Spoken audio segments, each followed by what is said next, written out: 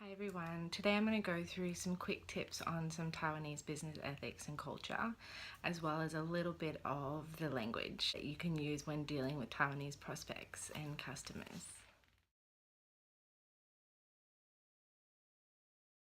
Okay, the first thing I'm going to talk to you about today is greetings. So when you meet someone, most of the time they're used to Western culture, so they will shake your hand. It's also part of their traditions and culture not to look you in the eye. They will look down at the ground when meeting you. That's normal, and that's just a sign of respect. The other thing is when Taiwanese people say their names, they will say their surname first and then their Christian name last. If they're very westernized and they speak a lot of English, they will have an English name that they've either given themselves or someone has given them. So if they use that with you, then you can just call them by that name. If not, then it's normal and respectful to call them Mr. or Mrs. and then use their surnames. When they're more comfortable with you and they share their first name with you, you can talk to them on a first name basis. You're more than welcome to share your first name with them if you want them to call you by your first name or if you want them to call you by your surname. The other thing when being introduced to somebody, especially in a business aspect, they will present you with their business card, which most of the time is presented with two hands like this, facing the other person. They will give you those business cards. Those business cards are like gold. You want to show them respect and treat that business card like it's the best thing in the world. You don't want to write on it. You don't want to just chuck it in your bag. You want to place it somewhere that they can see that you're going to come back to it later and you're going to use that. The same when you're meeting somebody, you can present your business card to them. They always expect one in return. If you're meeting 5 people, they're all going to give you their business cards and you can give your business card to all of them. When being introduced to a group of people, they will often start with the highest ranking person first and work their way down. So if you are meeting people in a group, for example, if you have a regional vice president and an AM and a DM or a consultant, it is best to start at the top so they know the ranking within your group. It's not a lack of respect or anything like that, it's just the way that it works.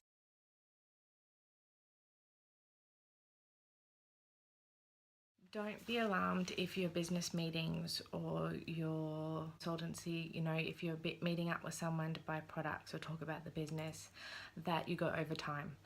They are not so much set on time as getting things done. They will spend as much time as it takes to discuss and talk something until the very end, until it's, completely and totally all taken care of. So they are happy to go over time. Again, it depends on how westernized they are, but they wouldn't consider cutting time short because of the time that you prepared to meet them. Say you're meeting them from 1 till 3. If it got to 3 o'clock and you hadn't finished talking about it, they'd probably be more than happy to keep going. So you have to be careful with this and really book your time based on the fact that maybe you might go over. Don't be in a rush to leave because that would be rude, and they really do like talking things over to the end.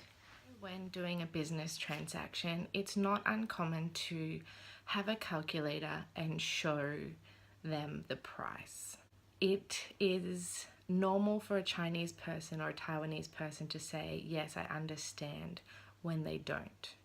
This is also part of losing face. They will not own up if they ever don't understand. So make sure you're speaking slowly, you're speaking clearly.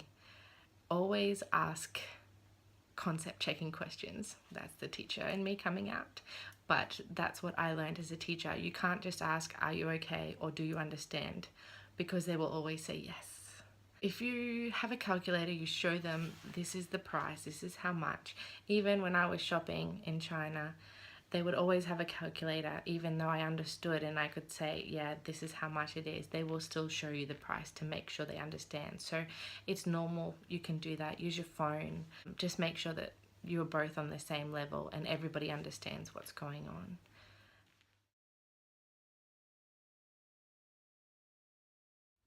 The next thing that I want to talk to you about is presents. So it is usual to give and receive presents in a business meeting with Asian prospects. They will most of the time have a gift ready for you, or paying for a dinner, or paying for your coffee, or if you're, for example, going to Taiwan for the launch and you're expecting someone, you're meeting someone and you have that set up and they know that you're coming from another country, they will have a gift ready for you. Most of the time it's something like a local art or craft or something that's special to Taiwan. So it would be good of you to be prepared to give them something in return, because gifts are always reciprocated. If you give them a gift, they'll give you a gift. If they give you a gift, you should give them a gift. The perfect kind of gift from Australia, if you put together a little bag of goodies like a little koala, a little kangaroo, those individually wrapped Tim Tams, they love Tim Tams. Don't like Vegemite? Wouldn't recommend that. Even those little Australian magnets or little plates, anything like that, they would just love. They would really treasure that. Usually if you're given a gift of a higher value, then it's good to reciprocate that with a similar value gift that is a sign of respect. So if they give you a really expensive bottle of wine, you don't want to just give them a little koala in return. You want to give them something nice. Also, paying for a meal is a sign of a gift. Anything like that, they really treasure. With gift giving, you also want to be really careful about what you give. Asian people tend to be very superstitious, and as a good example, giving anything such as knives or scissors or anything representing something sharp indicates that you want to sever the relationship. So you want to be really careful about doing this and what you're giving. So the Australian gifts are quite good. They're very generic. They're not going to be any bad luck or anything like that. Numbers is a big deal with them as well, like number 4. The actual pronunciation of 4 in Chinese is the same as death. So that's why it's a really unlucky number. That's in Japan and China and Taiwan. It's all the same. Number 8's a really lucky number. There's also different colors that you can't wrap presents and different ways that you need to wrap presents. So I definitely recommend doing your research when preparing gifts for Taiwanese prospects.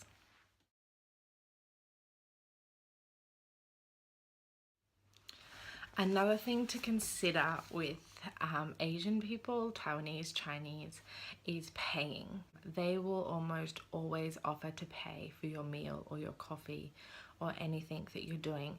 Especially if you're going to Taiwan and you're meeting up with someone, they will organize a dinner. They will organize this huge banquet for you, most likely, and pay.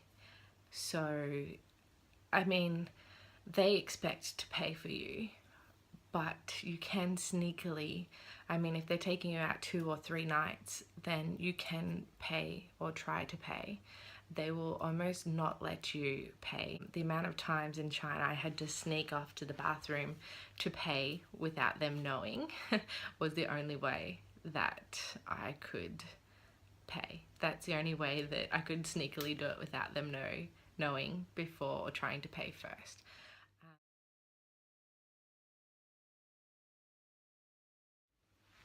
Okay, the last thing that I want to talk about, probably the most important in Asian culture, especially Chinese and Taiwanese, is what they call mianzi, which is losing face. It is probably the worst thing that you could do to a Chinese person is to make them lose face. This can come from being over emotional, especially with Taiwanese people. I don't know if you've had any relationships with Taiwanese or Chinese in the past. A lot of people think Chinese and Taiwanese are similar. They are not. Chinese tend to be very exaggerated, very loud. Taiwanese are very quiet and very underspoken, very polite, lots of manners. So if you do something very loud or extravagant that would make them lose this face, then you're going to lose your business. You need to be really careful about how you conduct yourself as well as talk to the other person. This can be a huge factor when you're trying to sign someone up, or even if you're selling products and something like this happens. They do understand sometimes maybe it's a difference in culture, so you can apologize for that and you can just say, sorry, I didn't understand, or maybe it was misunderstood. But you want to be really careful. You don't want to break this relationship with them just because of something silly.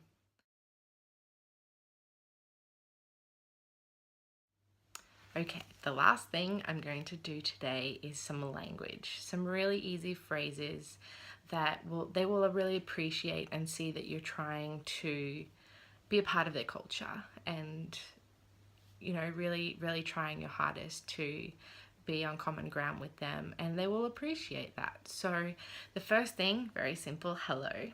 Okay, hello is ni hao, ni hao, and they will say that back, ni hao. Usually their way of saying hello is like, oh, have you eaten today?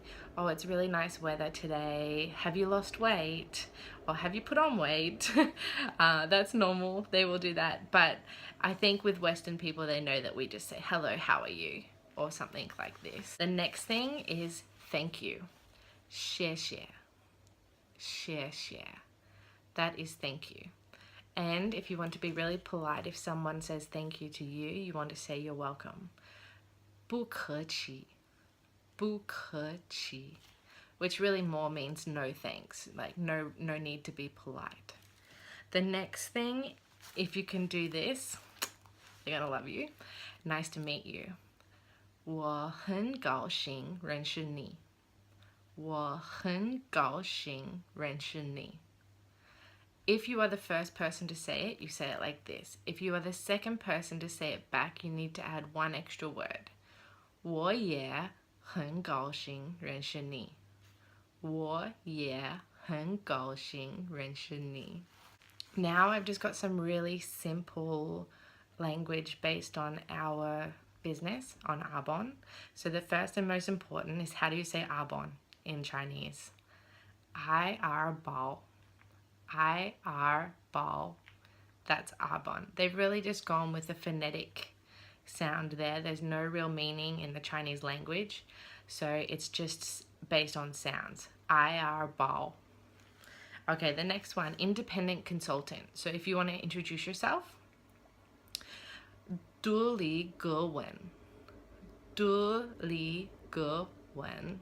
So for example, if I want to say, hi, my name is Kylie. I am an Arbonne independent consultant. This is how it goes. 你好，我是凯莉，我是爱尔堡独立个文. So that's a really brief introduction. The next one is just a customer, is 客人. 客人. That just means just a customer. The next one is a preferred customer. So a preferred customer is 首选客户. 首选客户. The next one is retail price. So if you're trying to explain the difference between becoming a preferred customer and getting the discount, or paying the retail price, this might come in handy. So the retail price is 零售价. 零售价. It really just means like 0% off, like the normal price. And then if you want to say discount, so a discount is 折扣. 折扣. So the last one, and I'll say goodbye. In Chinese, you can just say bye bye. They understand that very well. Or you can say 再见. I hope this has helped you. If you have any other questions or queries, feel free to message me or email me. I'm going to put a web address at the end of this video as well, which has some really good information about Taiwanese cultures and people and business ethics. I really recommend you have a look at that. Thank you for watching. 再见.